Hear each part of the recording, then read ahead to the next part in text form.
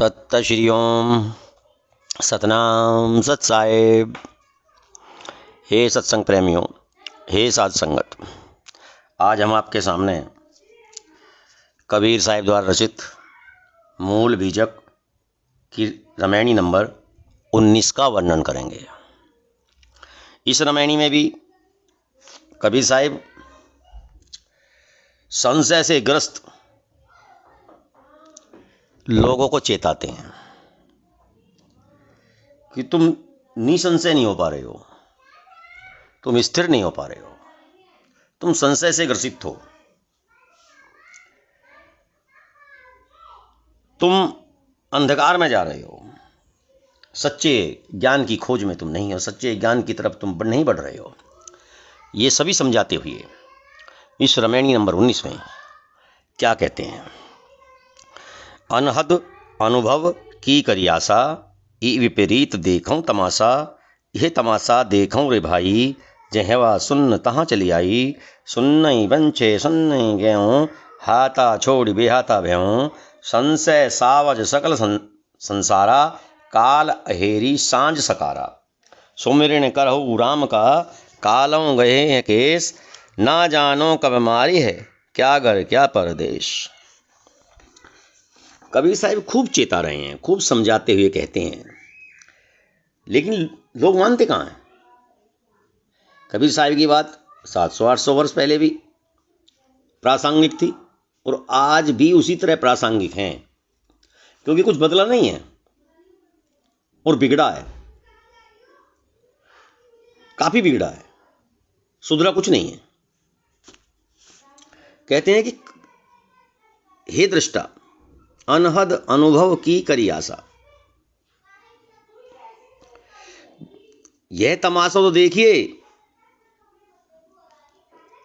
संशय ग्रसित सांसारिक जीव सब निसंशय करने वाले सत्संग से विमुख होकर अनहद, जिसकी कोई अध ना हो, ऐसे अनुभव की आशा करता है।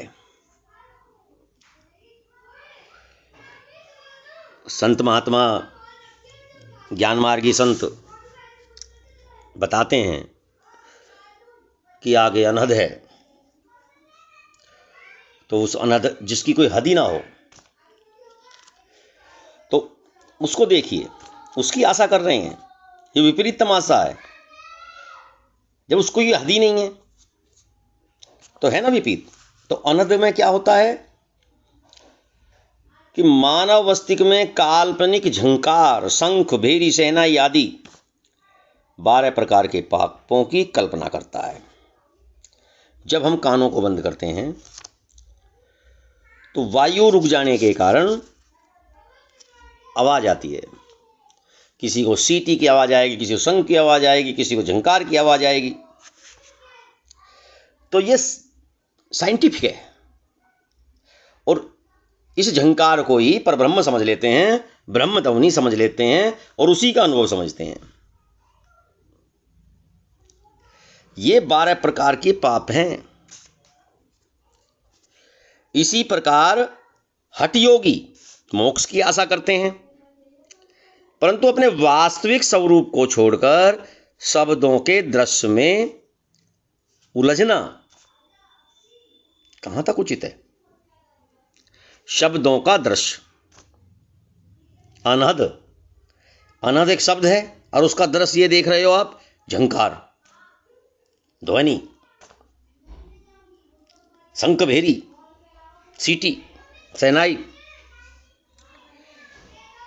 इसको सत्य समझ रहे हो, ये उचित नहीं है। अपने वास्तविक स्वरूप को छोड़कर आप काल्पनिक दुनिया में घूम रहे हो, क्यों अपना जीवन नष्ट कर रहे हो। कहते हैं कि यह तो तमाशबीन के तमाशे की तरह है, यह तमाशा देखूं रे भाई, जहवा सुन तहां चली आई। यह तो तमाशबीन के तमाशे की तरह है, उसे ही सच मानकर देख रहे हो, अवश्य देखो। ये हठ योगी शून्य में भागे जा रहे हैं, योगी शून्य में भाग रहे जा रहे हैं, जहां शून्य तहां चली जाई, वहां जा रहे हैं शून्य में। कोई अनद की अनुभूति कर रहा है तो कोई शून्य में जा रहा है। शून्य ही बंचे शून्य ही गेहूं, हाथा छोड़ी बेहाता बेहूं। अतः जो अपने लक्ष्य को शून्य में खोजता है वह शून्य में ही जाता है और अपने आप हाथ आए सुनहरे अवसर को खो देता है। हाथ आए सुनहरे अवसर को खो देता है। एक और संशय रूपी पशु संसार के सभी लोगों को दुख पहुंचा रहा है। संशय सावज सकल पसीरा सकल संसारा, संशय सावज सकल संसारा। संशय रूपी पशु संसार के सभी लोगों को दुख पहुंचा रहा है, परंतु दूसरी तरफ मृत्यु रूपी शिकारी देहधारी के पीछे लगा है।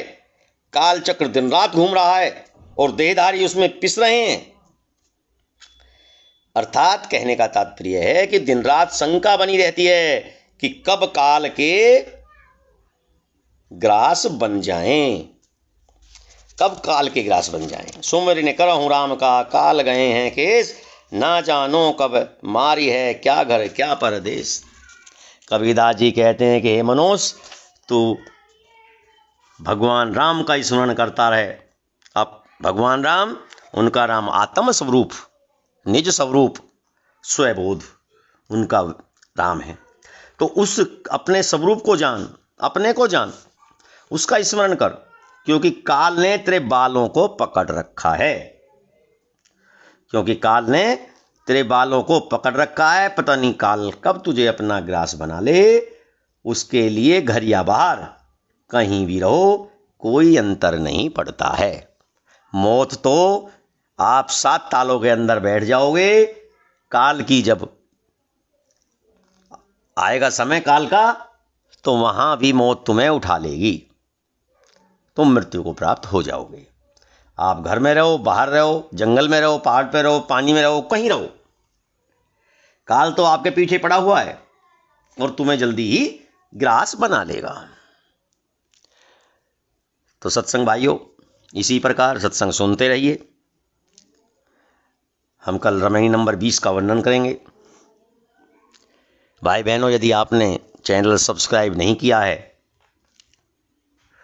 तो चैनल को सब्सक्राइब करें और बेल आइकन को दबा दें, ताकि जब नया प्रसंग आपके सामने आए तो तुरंत आपको जानकारी हो जाए। धन्यवाद। सत्य श्री ओम सतनाम सत्साई।